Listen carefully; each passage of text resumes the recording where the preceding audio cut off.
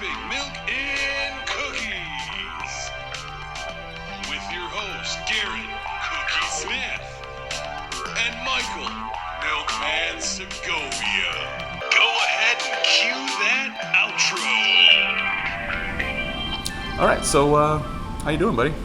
Good. It's been an interesting week in sports. Bucks got eliminated by the Heat, which Typical. I didn't want that to happen, but that was the only team I didn't want to see the Bucks play in the playoffs, man. And of course, that's exactly who we had to play. But you know what? It would be something to see if Miami does win the championship. That Bucks lost back-to-back years to the eventual champion. Like, that eases my pain to see, like, we lost to literally the best team. They But won it's the the championship caliber team. Yeah, so it's like, okay, I can roll with that can one. That's swallow okay. that, yeah. Yeah, and then last night, Braun had a walk-off hit against the Cubs. I did see that, yeah. 1-0 in the ninth. Obviously, it was a walk-off, but Dude, walk-offs are so awesome. dude, it was because They're like the best. I was listening to the game in the bottom of the eighth, and I had been busy at work, and I was like, dude, what is going on? Like, I just jumped in, and Euchre's talking about something. I'm like, okay, the score can't be that bad because he's not complaining about the game. He's talking about something else. Yeah, something happened. And then when they're like, it's nothing going to the top of the ninth, I was like, all right, either two things are going to happen. One, Chicago's going to hit like a hit, the go-ahead run or something, and then Milwaukee's going to sputter, or Milwaukee's going to hit the walk-off, and it's going to be great because it's huge. There's only like 18 games left now and like 16 days, so they got to play like two doubleheaders, and they have, I think now they're 2 games behind Chicago for first place, or no, 4 games, something like that, and then they're like right there with the Cardinals because the way the playoffs and everything are this year, it's you have a really good chance to get in still, and they got a bunch of games coming up against like the Cardinals, so they just got to win and they'll get in. So I'm kind of excited, but 2020 season is a fluke. Doesn't count. This is just good practice for next season. Well, that's fine. Whatever. I don't Yeah, care. right. W's a W, man. Right. Take it. I'll take that championship. But yeah, I'm optimistic. Yeah. But just last week, I'm really quick, and I mean, don't get me wrong, I love my teams, but I'm really quick to like Throw under the bus. Yeah, dude. First inning, it's all sounds like 2-0. I'm like, dude, Brewers suck, man. Why don't you guys all just say you don't want to play so we can just scrap it? Like, but then it's like they win last night. It's like, keep it going. Let's go. Right. Let's do this. We got this. Got this. All right, we can go. I'm ready for tomorrow. Green Bay Packer football. Yeah. Oh God, that season's not a fluke. That's not a fluke. That one I would take very seriously. I'm super stoked for the Packers to play. I mean, I honestly nowadays, especially because of 2020 and how it's jacked up the season, I haven't been paying attention to sports at all. So like, I'm always excited for football, even though again 2020 is kind of suspect. but yeah, no, that's gonna be fun. I can't wait for that. Yeah, unfortunately, I have to work too. That sucks. But I'll just probably have it on my phone at work because I remember with that fantasy football app, which I still have on my phone, you can watch games live. So literally, it just put it on my truck, and I'm obviously doing it as safely as possible. But yeah. What's been going on though in the household? How are the kids? Everybody's good. We started doing the virtual learning this week. And I know you're probably already ready to pull your hair out. Yeah, I mean, not to get like too political with it or anything like that, but I think it's kind of unfair that like Milwaukee County has to do their stuff at home, but like everybody else is in class. School, and what they're requiring of like the kids. My daughter's 5, man, so you expect her to sit on a Zoom meeting for 8 hours? Get out of here with that. Yeah. And if you want to come at me with something, I'm going to come at you with something. I saw the funniest meme. It's just like a little girl, like Jaylene's age, just like at a laptop with like the most sleepy, lost look on her face. Just like, you expect these kids to know how to check their email? Like, what are you doing? Yeah, like looking at the iPads, there's so many apps and different things on there, which I get. They're trying to cover all their bases, and I do appreciate that. But, I mean, like my son, he's in 8th grade now, so God, that's wild. That kid's getting the so stuff big. he's looking at, like, he makes it look like he's doing his Zoom meetings, but then I'll get a text message from Jenny when I'm at work. He's like, what did he do all day? I'm like, well, I thought he was doing his stuff, because it's hard for me to balance doing kindergarten work, 8th grade work, and then taking care of a 14-month-old baby, and then trying to maintain the house at the same time. And some days it's just like, you know what, man, Just phone I it don't in. mind doing it, Just yeah. phone it in. And I feel bad because then that kind of boils over into like my kids' school stuff where it's like it's not like an overwhelming feeling, but it's a feeling of just like, dude, all right, come on, like, what's really going on here? Yeah. But yeah, everybody's good. Kids are good. Kids are all getting big. Yeah, they are. Yeah, I can't wait until next summer. I mean, hopefully it's not the same, but at least next summer I'll have a better understanding of how to entertain my kids going through this now. Because now there's certain things that are being lifted, like to go to the zoo, you used to actually have to make a reservation. Yeah, I saw you earlier guys in the had a year. zoo trip not that long ago. Yeah, we just went on Monday. We were able just to drive in and go. That's cool. Dude, I haven't been to the zoo in so long. I think the last time I went to the zoo, we got to rollerblade through it. That's how long ago that was. Oh, that was probably like some special event. Yeah, Yeah. They'll do stuff like that throughout Yeah. that's what's cool about the zoo too, is you have the zoo pass. Like, you have access to like I think there's a certain night each week. I could be wrong, but I think there's a certain night each week where zoo pass members can actually come in like later. Like, they'll close it down, everybody gets out, and then they kind of do their quick cleanup and stuff, and then like special events, like only zoo pass members get to go in for it. Like, you can't just show up like, I want to come in here. It's like, sorry, man, literally special access kind of thing. Which we get one every year from her parents for Christmas or Jenny's birthday, because they're right around the same time. But we always get the family pass. And That's cool. Yeah, I mean, if you want something to do, the zoo is always something to do. Like, you can walk around it for hours, and especially if you play like Pokemon Go, that's one of the things we still do. We still play it. You know, my kids Nerd alert. My kids get into it more and more as they get older. So, I mean, I still play it. I think it's fun. Sometimes it's annoying, but that's one of the things you can do there too. Yeah, I really don't like going to the zoo. But at the same time, you're like, oh, thank God. Yeah. Just go look at the animals. It's pretty. Yeah. Yeah, Jenny, when we just went on Monday, and she does this every time too. Like, when you first walk in, you go to the right, you can go into like the bird exhibit, and she's like, "You want to go see the birds?" I'm like, "Why would I want to see birds? I hate birds." Like, You know I hate birds. because especially it's just like they have a bunch of birds flying around in like this open room, and just like I'm waiting to get poop on me, and it always just smells like a bird cage. I'm not a fan of it. Doesn't smell good, y'all. No. Well, yeah, let's. That's good. I'm glad to hear that the week's been good. The kids are doing good. Let's take a quick pause. I'm sure. Let me do a little backstory here. Obviously, you can tell we're not really in Studio DMC. We're actually gearing up for a really exciting interview that we've been looking forward to for quite some time now. So let's break here. We'll take a pause, and we will be back with our guest.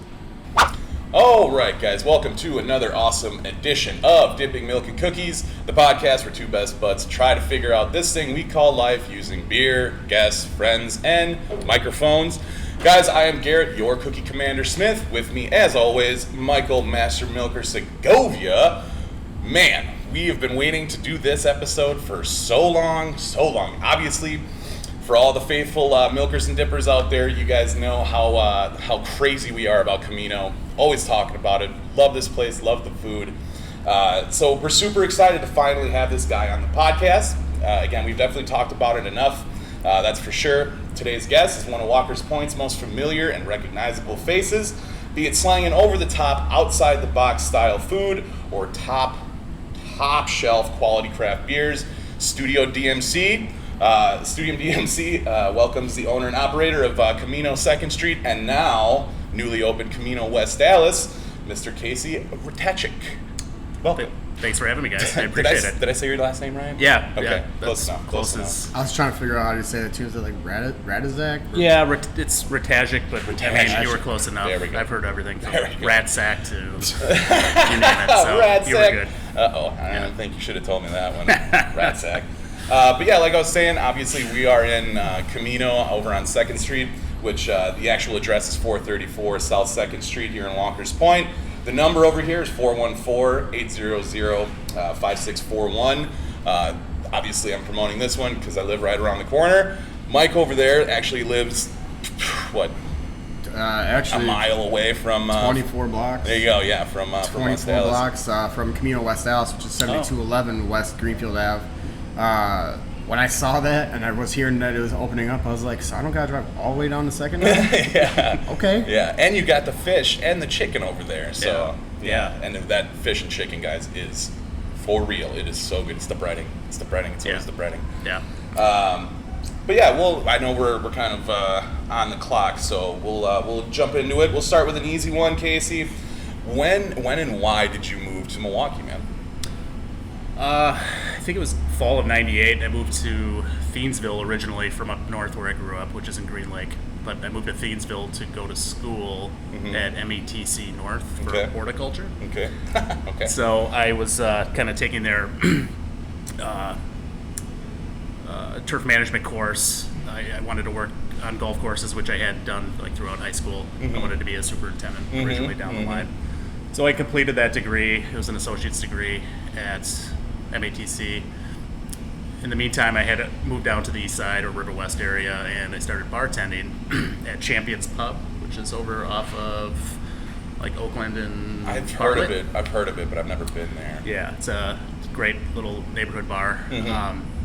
And I was making more in 2 days on a weekend than I was making all week at my other job. Yeah. So the golf course season came to a close in the fall, which it always does in this climate, and I just decided to keep bartending, throughout the winter. And fast forward almost 20 years later, here I am now. 20 years later. Yeah, I just never left the business. Fell in love with it. Worked for a lot of different people, a lot of different groups, restaurant groups, coming up, the last 10, 15 years, and here I am now. Right on.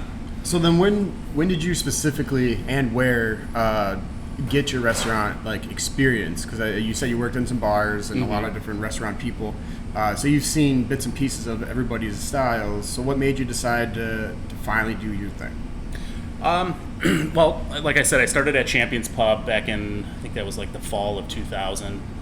I got a job at the Hi-Hat Garage when that opened up in 2001, which was kind of like the new biggest thing back then. And a friend of mine that was the general manager there, and she hired me on. I honestly didn't deserve a job there because I wasn't that great of a bartender, but she was nice enough. My friend Kimberly Bunker, she brought me on, and I kind of worked my way up there. I worked for them for almost 9 years, and I'd say a lot of my inspiration, I guess, in a way, comes from the people I worked for, like Mike Idle, Leslie Montemurro, Scott Johnson. Okay. I just always liked their places in general. Obviously, I worked for them, so I was a little bit biased, but I always thought that they did things in a unique way, thought about restaurant food and service in a unique way. So I was fortunate to be able to kind of maybe piggyback off that. And everybody draws inspiration from the familiars. So that's definitely not outside the realm. Yeah.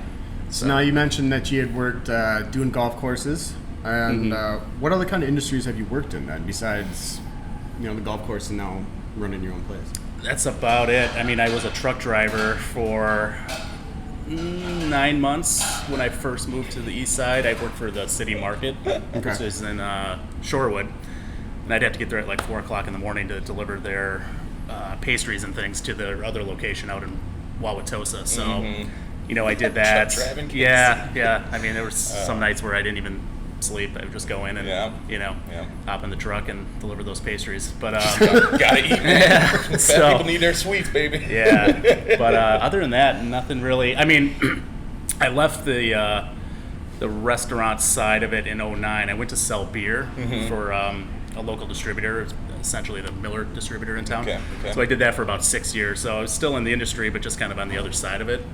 That may have helped me more than anything because I had 90 to 100 accounts in the downtown area, so I was fortunate enough to see what everybody was doing, what was working, what wasn't working. Kind of gave you a good blueprint then. Yeah, it kind of gave me a good blueprint, and then also I had Terry from Zad's as an account, so I knew he had this space. For the most part, it was unused.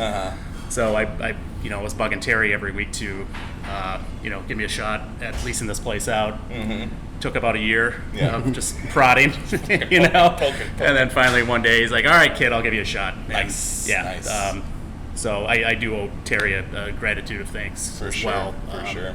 You know, I wouldn't be here without him or him, you know, giving me a chance because I didn't have a ton of money. I was kind of still scraping up my dollars to try to get a down payment for this place, and then of course the construction and stuff like that. So, which is really interesting to me because the location's right next door. So to allow a competitor to come in right next door it takes a lot. But you know, when you have like an established relationship, it's not like you just came in here not knowing anybody and you're just like, you know what, I'm gonna buy this. We're gonna go at it. Right. It's like a friendly thing. So that's cool. That's cool. And I think we're a different enough business where you know he does one thing, I do another thing.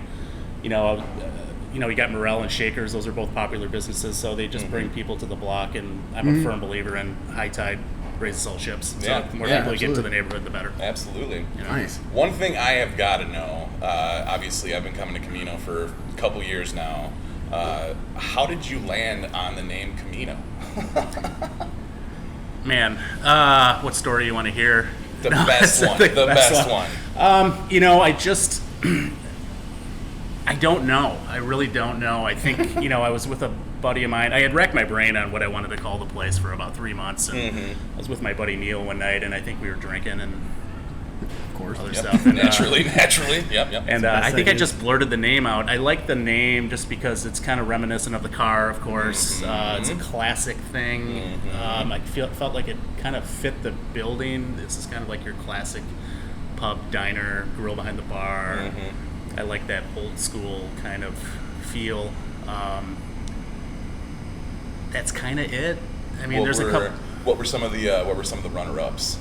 Oh God, I don't remember. Oh, the one that I used in my business course, I called the, you know, we built this like shadow company or whatever. I called it the Independent. I still like that name. I just feel like it's a little, probably. I mean, I'm sure there's an Independent somewhere in every city. Yeah, somewhere. I'm sure there's one. Along with the Camino in every city. So yeah, but it landed on Camino. I love the name. I love the simplicity of the logo that we came up with. It's just essentially a street sign. And then I guess it kind of pays respects to this neighborhood, you know, where this obviously is the first location. Yeah. So yeah, that's right about it. Well, I mean, moving into the actual bar restaurant, like what was the inspiration for some of the food items that you have or have had on the menu over the years? Well, you know, I wanted to do the craft beer thing. That was first and foremost. Honestly, the food was always I wouldn't say back burner thing, but, you know, I wanted a menu that kind of lent itself to the craft beer list. Yeah. So when I first started, this was supposed to be a craft beer bar. Oh yeah, we have a nice little sandwich menu. It flipped. It like 6-8 months down the road, people were just really digging our food. Yeah. And they're like, oh yeah, they have a really nice beer list too. Say, don't forget a beer. So, yeah, I just went with it. My friend Rebecca helped me kind of curate the food menu originally. She's a chef. She actually worked for the group that I had mentioned earlier that I used to work for. Okay. Really creative. And then she came up with some of those really great items that'll never leave the menu, like the Brussels sprout grinder and the beet Reuben. Just some real classic, now classic vegetarian sandwiches that are really outside the box. So she helped me come up with some of those things. I knew I always wanted to have just a really kick butt burger. You know, the pierogi thing kind of came along about a year into it. We haven't had the pierogies the whole time, honestly. Yeah. Which is kind of fascinating to me, but because we're kind of popular. Yeah. So, yeah, just a bar menu, well executed, outside the box. You know, not your typical tavern food. No, definitely not. And that's one thing I definitely can respect and appreciate because, as of lately, I've been over here quite a bit getting my lunches and dinners. So, yeah. Why don't we, real quick, before we get further into this interview, let's pop off real quick so we can take a quick sponsor break. Axelstrat is a company built on core values of integrity, sustainability, and innovation, and is passionate about finding solutions for business growth. By working together, they will find activities that add value to your business while creating a framework that is flexible yet structurally sound and allows your business to grow profitably. Axel Weber, founder of Axelstrat, is bringing a new, fresh, organic approach to doing business in today's ever-changing landscape. Equipped with a bachelor's of business administration accounting from the University of Wisconsin-Milwaukee, associates in music production and recording technology from Madison Media Institute, and coupled with real-world experience as a financial controller, Alex is a leader in business administration using analytical and creative approaches to developing sustainable business growth strategies. Right now, our faithful milkers and dippers are going to receive 15% off of up to the first $300 with any service that Axelstrat offers, okay? Now, guys, anybody who has done any kind of digital work, any kind of media, marketing, anything of the sort, can understand it gets a little pricey, so don't wait. Act right now. Get down on this deal because it's like crazy. It's a stupid deal. Again, 15% off to up to the first $300 with any service offered by Axelstrat. But you have to make sure that you said Studio DMC sent you. Okay, you won't get the promotion if you don't mention dipping milk and cookies.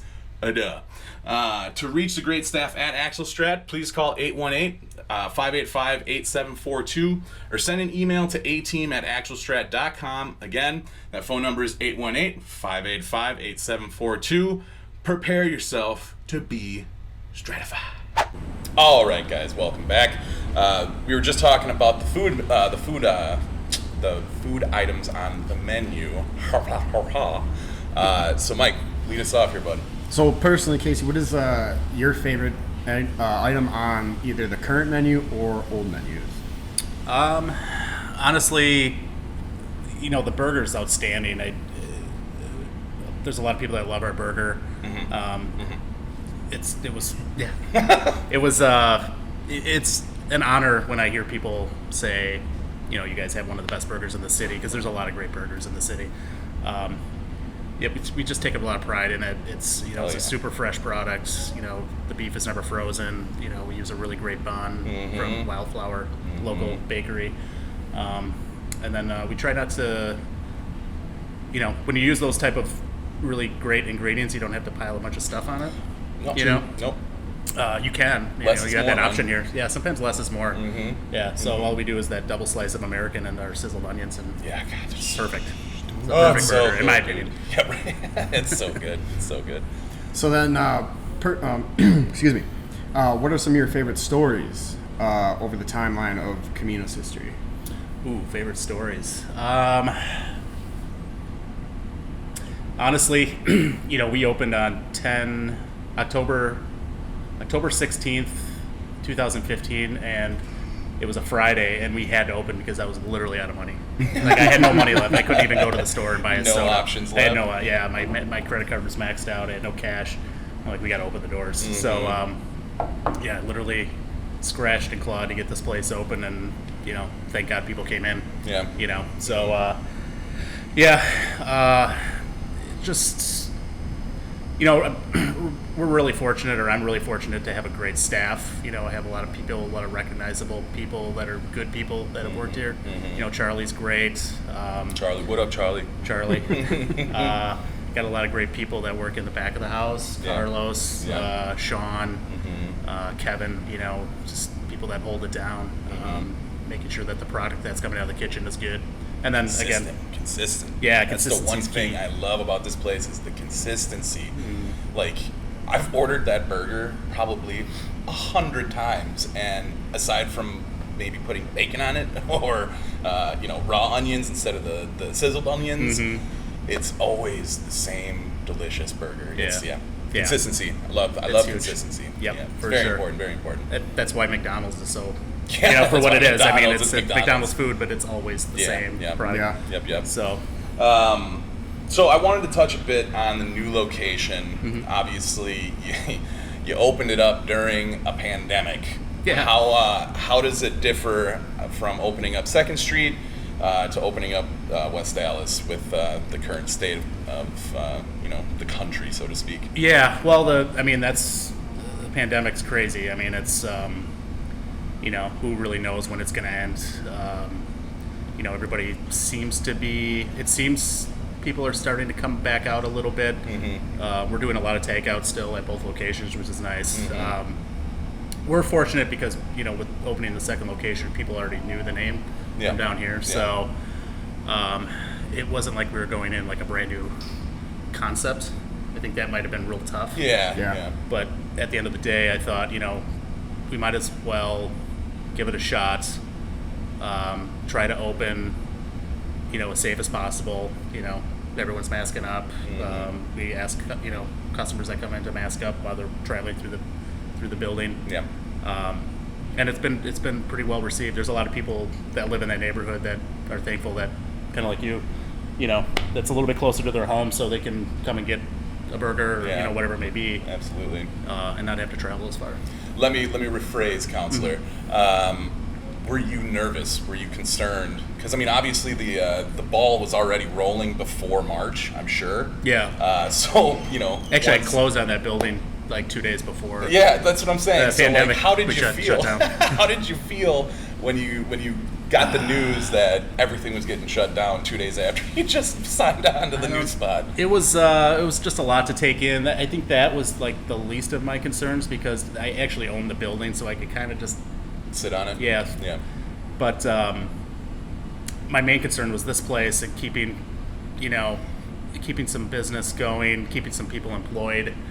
The panic set in maybe for like 12 hours, and then at that point you're just like, all right, what do we got to do? Yeah. And again, I've like a lot of great staff here that decided to stick around and see it through, and we ended up doing pretty well during shutdown with online orders, takeout. That was a lot of people's entertainment for the day, is literally driving up to a curb and picking up a sandwich from a restaurant. Yeah, no, for there was real. like nothing to do. We were fortunate to kind of jump on that early. But it was nerve-wracking, and it still is. It's day by day. You never know. Luckily, though, Camino's Camino, so like you've done a very, very good job of branding the bar restaurant, and again, you've got the product to back it up. So that's always cool to see. It's always cool to see. So now, with that being said, like being Camino and having one of the best burgers in town, have any famous people come through your doors just to be like, I heard you guys got a real good burger, let me try it out, or just passing through? I feel like there has been, but nothing comes to mind. The one that comes to mind is when about a year ago, we redid the bar top here. So we were shut down for like 2.5, 3 days. And I guess during the shutdown, like when we were shut down for the construction, Eric Thames from the Brewers came, drove up in a real nice car and tried to come in and have a burger. And then realized that we weren't open and thought maybe he had the wrong exit, so he went into Zad's. And I'm sure he was like, what the hell? Yeah, so Where's the grill? A couple summers ago there was a hip hop artist that was playing at the rave. I guess he just passed away recently. I don't know, but I guess he was here on the patio. Okay. Yeah, I'm not before his concert at the rave. Yeah. So, I'm not too well versed with the hip hop community. But no, it's only a matter of time. You've been here. You're here all the time. Chris. You heard it here first, folks. Right. Yeah, me and Chris are in here all the time. Yeah. All the time, at least once a day. Yeah. Now, with you bringing up Chris, he gave me a little tidbit into the story that is Camino and Casey. So I have to ask, when you opened this place up, like he said, the first day, that was the day that you found out that you were going to be a daddy. Is that true? Yeah. It was actually the day before we opened, so it would have been October 14th or 15th. Yeah. Yeah. Yeah, I'll spare the details. But I saw a text message, and you're about to embark on this journey, and then all of a sudden you see we need that, to get these like, doors open. I know we really need to open up. But in my mind, I was kind of like, oh, just throw it on the pile. Yeah, All right, let's do it. I mean, were you like, was it a surprise? It was. It wasn't. It wasn't. It was a blessing. Okay. I mean, it was great. Yeah, that's what I wanted to hear. Yeah. Because that's one thing, man.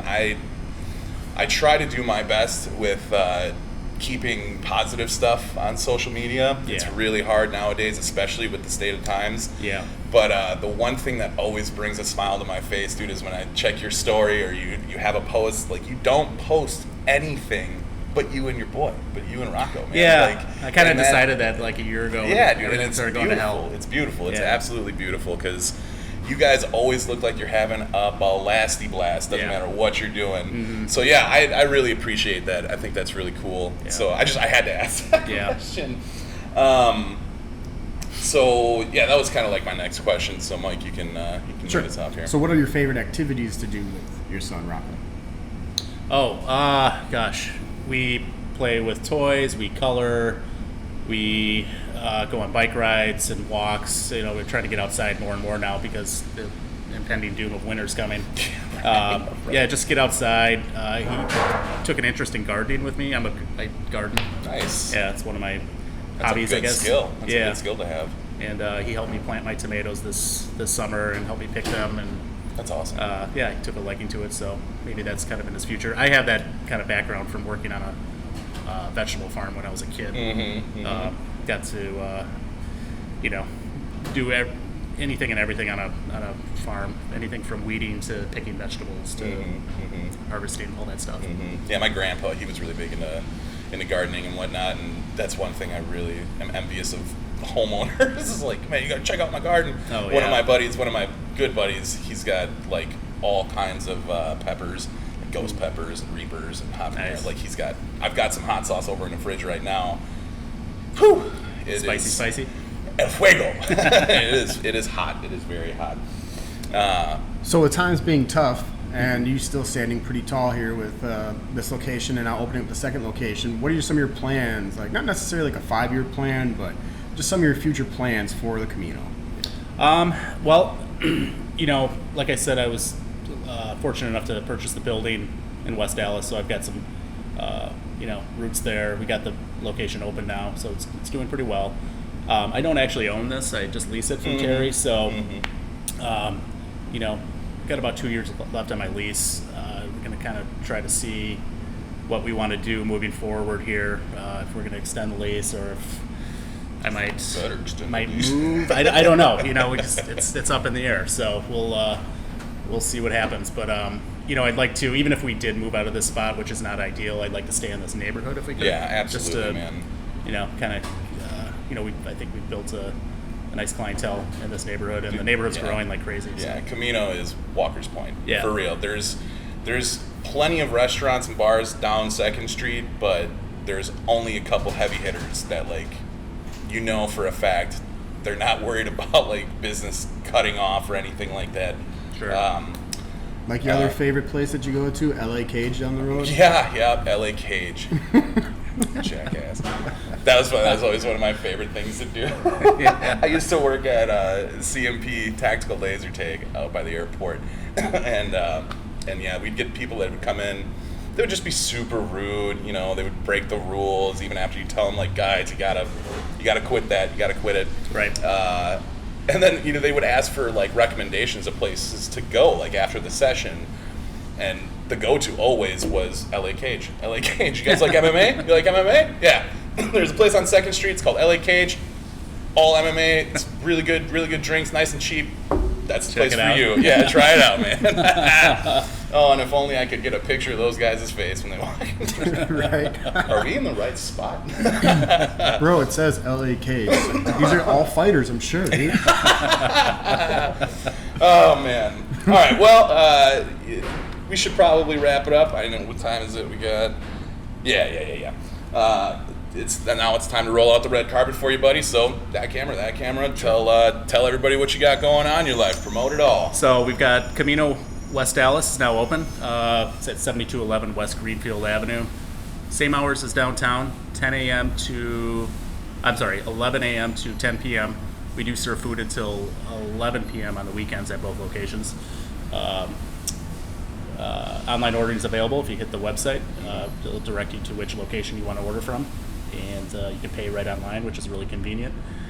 And that is about it. Where can we find you on social media? Social media, CaminoMke on Instagram, CaminoMke CaminoWestAllis on Instagram for each location, and I think the handles are the same for Facebook as well. CaminoMke on Twitter, and I still have to set up my Twitter account for CaminoWestAllis. We're working on that right now. Yeah, that's one thing we're trying to do right now. Yeah, is trying to get our like Twitter, one thing at a time. Twitter presence, Instagram, just all the social media presence. There's so much that goes into it that you really don't think about when you're just a flea. You're just doing it just to do it. But when you have something to try to promote and you're trying to build a brand, there's a lot to it. Yeah. But with that being said, you can find me on Instagram as Thedankmobb, 2 B's. Twitter is @TheCookieCommander. Mike. I got it as TheMasterMilker naturally. So. Yep. That's Twitter. What about Instagram? Also MasterMilker. Yeah, Yep. yeah. Okay. Yeah, I changed it. I had it like it was Dr. Mustachio, and then I changed it to TheMasterMilker. Yeah, that makes sense. Alrighty, well, Casey, again, we really appreciate your time, dude. We love this place. We love you. We love the food. We love the atmosphere of this place. Walker's Point wouldn't be Walker's Point without Camino around. I appreciate that. So again, thank you for being on. Everybody else, you guys be good. Stay safe. Stay healthy. Wash your hands. And we will catch you guys next week. Love you, buddy. Love you, man. See you later. Thank you again.